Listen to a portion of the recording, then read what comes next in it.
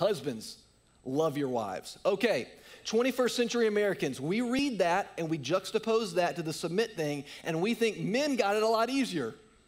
It's easy to love your wife. Because, of course, we don't know the first thing about the word love. We don't know anything. Some of you are drinking coffee. You love coffee. You know what I mean? This was made really clear to me this week. You love your university, Texas Tech, okay? Like, look, we love all this stuff. We read this and we think, well, husbands got off easy. Wives had to submit. Husbands, they just gotta love. This is easy. Okay. How many of you watched the Super Bowl? The best commercial out there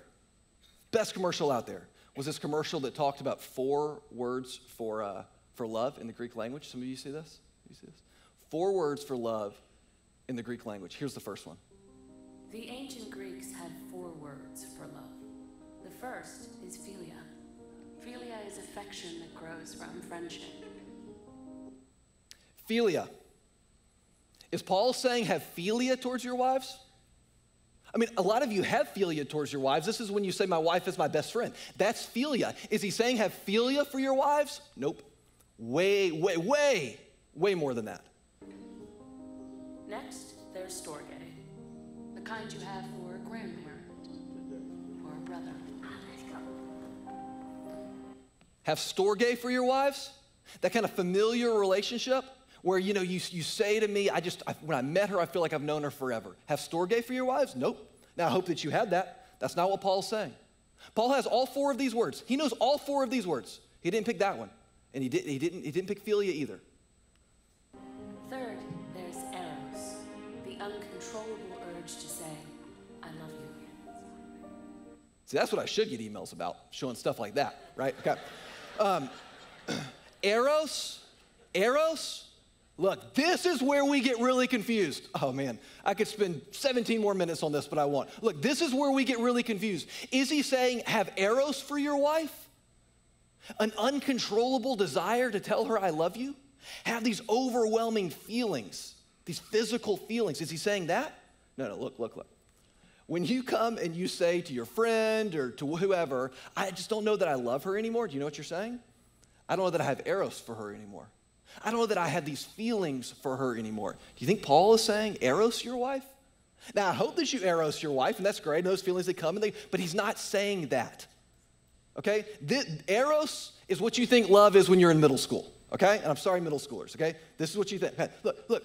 No. Okay, number 4. The 4th kind of love is different. It's the most admirable. It's called agape. Love as an action. It takes courage, sacrifice, strength.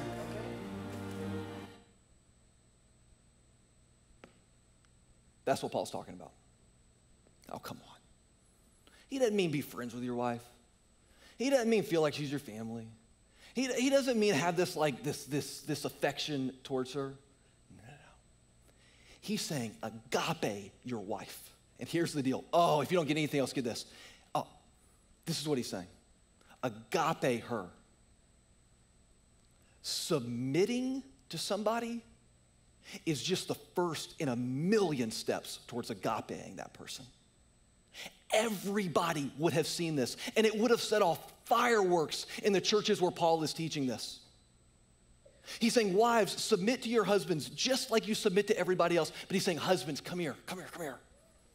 No. You've got to go so much further than that. Submit to her and then build your whole life around serving her.